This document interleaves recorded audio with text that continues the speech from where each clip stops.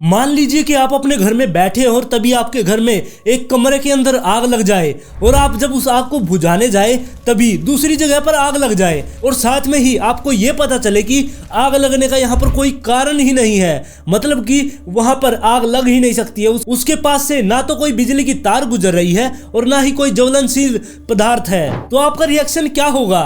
आज का जो मैं केस आप लोगों के लिए लेके आया हूँ, इस केस में कुछ ऐसा ही हुआ है। अगर आपको इस केस को पूरी तरह से जानना है तो इस वीडियो के आखिर तक बने रहे। नमस्कार दोस्तों, मैं हूं अंकित और आज मैं फिर से हाजिर हूं आप सब लोगों के लिए एक और क्राइम स्टोरी लेकर। अगर आप इस चैनल पर नए हैं तो चैनल को सब्सक्राइब कर ले, वीडियो पसंद आए तो लाइक एंड शेयर जरूर करें। तो चलिए चलते हैं आज के एक और इंटरेस्टिंग एपिसोड पर।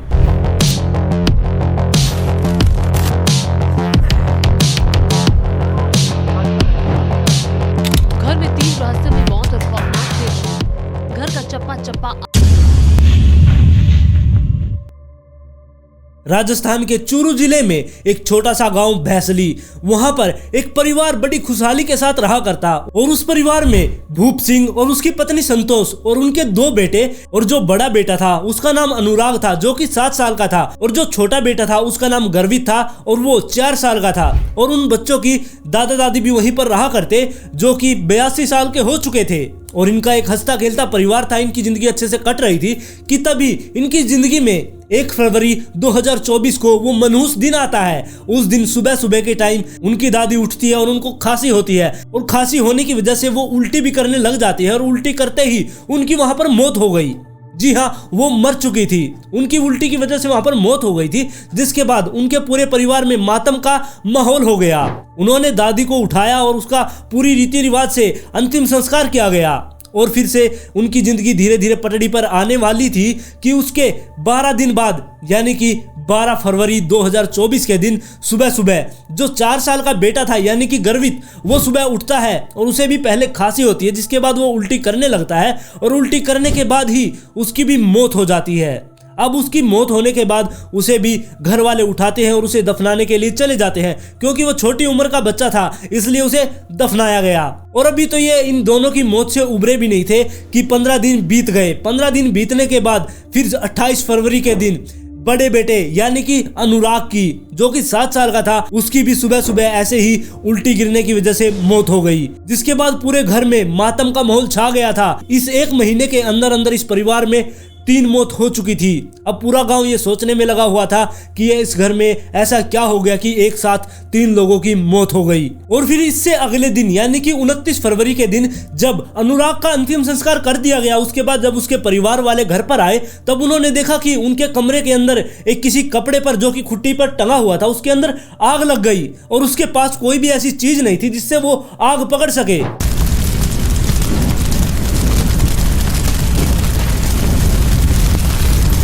लेकिन किसी ने इस चीज पर इतना ज्यादा ध्यान नहीं दिया, उन्होंने इस बात को इग्नोर कर दिया। उन्होंने सोचा कि घर में इतने ज्यादा लोग आए हुए हैं, कोई बीड़ी सिगरेट पीता हुआ उसके पास से गुजरा होगा और उस कपड़े ने आग पकड़ ली होगी। और फिर इससे अगले दिन यानी कि 1 मार्च को फिर घर में जो उनकी रसोई थी उसके अंदर दोबारा से आग लग गई। आग लगने के बाद घर वालों ने उस आग को बुझाया और फिर से वो सोचने में लग गए कि ये आग किस वजह से लगी। और इसके 2 दिन बाद फिर से उनके घर के बिस्तर में दोबारा से आग लग गई।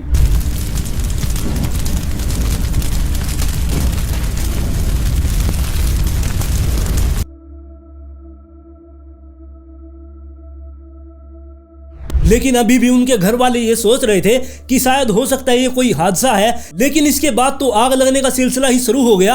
हर दिन कभी तो उनकी खूंटी पर आग लग जाया करती या फिर उनके बिस्तरों में या फिर उनकी रसोई के अंदर। अब हर दिन आग का सिलसिला ये शुरू हो गया था। अब घर वालों को और गांव वालों को ये समझ नहीं आ रहा था कि इस घर में आग कैसे लग रही है। और फिर धीरे धीरे ये सारी बातें पूरे गाँव में फैल गई, जिसके बाद पूरा गाँव भूप सिंह के परिवार की मदद करने के लिए आगे आया। सभी गाँव वाले उनके घर पर पहुंच गए और वो वहां पर टैंकर वगैरह भी लेकर आए थे। वो सोच रहे थे कि अगर घर में दोबारा से आग लगेगी तो वो जल्दी से जल्दी उसे बुझा देंगे। लेकिन उनके देखते देखते भी सामने के सामने उनके जब वो आंखों से देख रहे थे तब भी वहां पर एकदम से आग लग जा रही थी। उनको अब समझ नहीं आ रहा था कि ये आग लग क्यों रही है।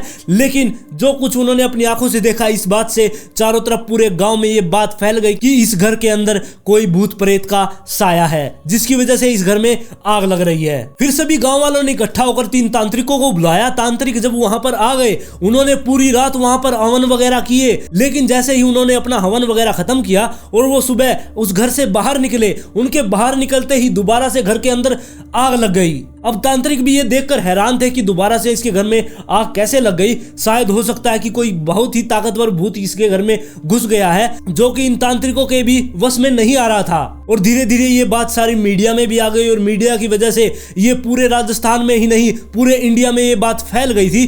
जिसके बाद जो राजस्थान की पुलिस थी वो उनके घर पर आती है, यानी कि भैसली गांव में भूप सिंह के घर पर पुलिस आती है। वो वहां पर आकर देखती है, उनके सामने भी वहां पर आग लग रही थी, लेकिन पुलिस वालों को ये हाथ भी कुछ नहीं लग रहा था। जिसके बाद वो वहां पर देखकर जो वो तांत्रिक थे वो वहां पर बता रहे थे कि यहाँ पर आग भूत की वजह से लग रही है, लेकिन जो पुलिस वाले थे वो इस चीज में नहीं माना करते, इसलिए वो तांत्रिक को ही उठाकर लेके जा रहे थे कि तुम यहाँ पर अंधविश्वास फैला रहे हो। अब पुलिस वालों के भी हाथ जब कुछ नहीं लगा, जिसके बाद जो गांव के लोग थे उनमें से किसी ने सुझाव दिया कि ऐसे तो हमें पता नहीं चलेगा कि आग क्यों लग रही है, हम ऐसा करते हैं कि इस घर में हम सीसीटीवी कैमरे लगवा देते हैं। जिसके बाद भूप सिंह ने अपने घर के अंदर सीसीटीवी कैमरे लगवा दिए। सीसीटीवी कैमरे लगने के एक दिन तक तो कुछ भी नहीं हुआ, लेकिन जिस दिन सीसीटीवी कैमरे लगे उससे अगले दिन बाहर चारे में आग लग गई। अब घर के अंदर आग नहीं लग रही थी, बाहर आग लगने लगी। जो उनका चारा था, जो वो भैंसों के आगे गायों के आगे अपने डाला करते, उस भूसे के अंदर आग लग गई।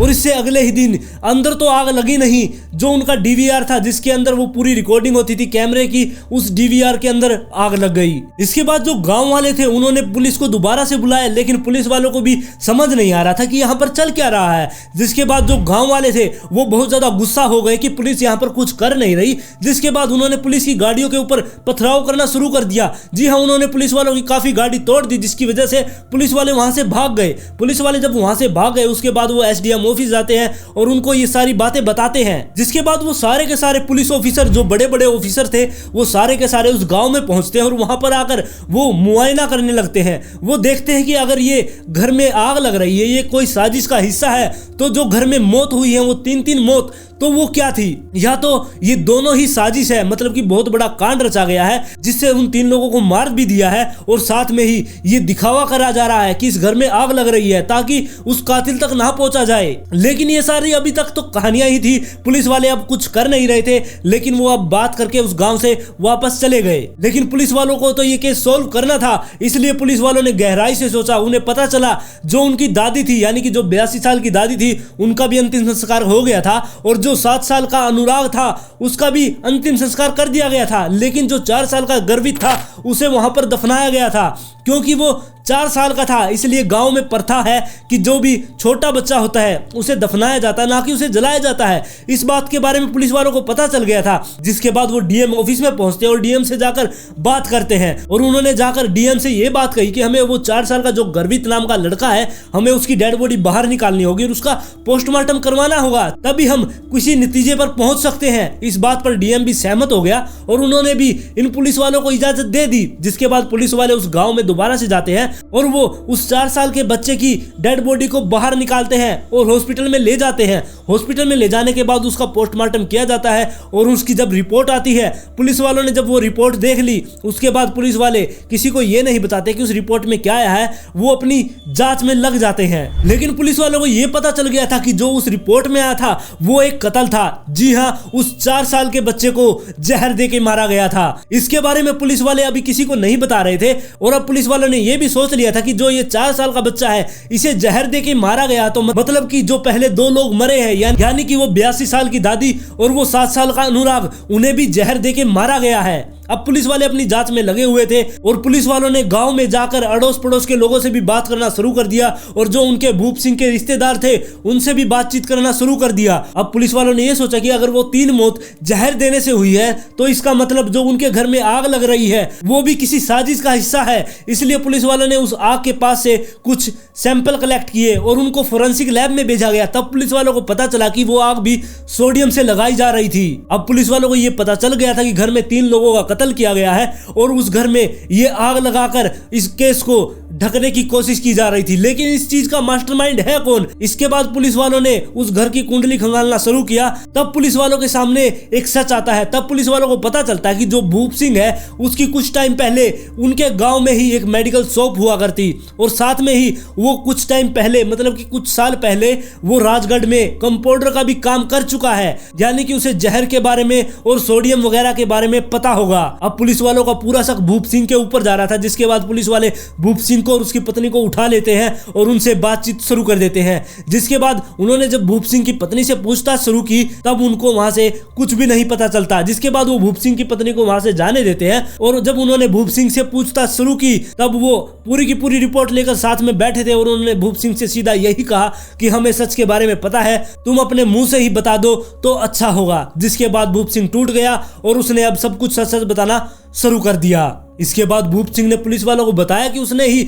उन 3 लोगों को मारा है, और ऐसे मारा है कि ताकि कोई लोग उस पर शक ना कर सके। उसे मेडिकल की जानकारी थी, इसलिए वो एक खास किस्म का जहर लेके आया, और जहर लाने के बाद उसने बताया कि दादी को खांसी थी और मैंने खांसी की दवाई में उनको जहर मिलाकर दे दिया। जिसके बाद वो सुबह उठी और उनको खांसी हुई, जिसके बाद वो उल्टी करती है और उल्टी करते ही उनकी मौत हो जाती है। और फिर इसके बाद 10-12 दिन बीत गए, और जो उनका 4 साल का बेटा गर्वित है उसको भी वही जहर दिया। भूप सिंह ने अपने बेटे से जाकर कहा कि तुम्हें खांसी है, दादी को भी खांसी थी और उनकी मौत हो गई, इसलिए भूप सिंह ने अपने बेटे को भी यही कहा कि तुम्हें खांसी है, तुम ये दवाई ले लो। और उस दवाई में उसने पहले से ही जहर मिला रखा था, और जैसे ही उसने वो दवाई ली वो भी रात को सोया, सुबह उठा उसने भी खांसी की, उसकी भी उल्टी गिरी और उसकी भी मौत हो गई। जिसके बाद 10-15 दिन और बीते और उसने बड़े बेटे को भी ऐसे ही खांसी की दवाई में जहर दे दिया और उसकी भी मौत हो गई। इसके बाद में पुलिस वालों ने पूछा कि घर में तुम्हारी पत्नी भी है, तुम्हारे पिता भी है, तो तुमने सिर्फ इन 3 लोगों को ही क्यों मारा, उनको भी क्यों नहीं मार दिया? जिसके बाद भूप सिंह ने बताया कि मैंने बस 2 ही कत्ल करने थे,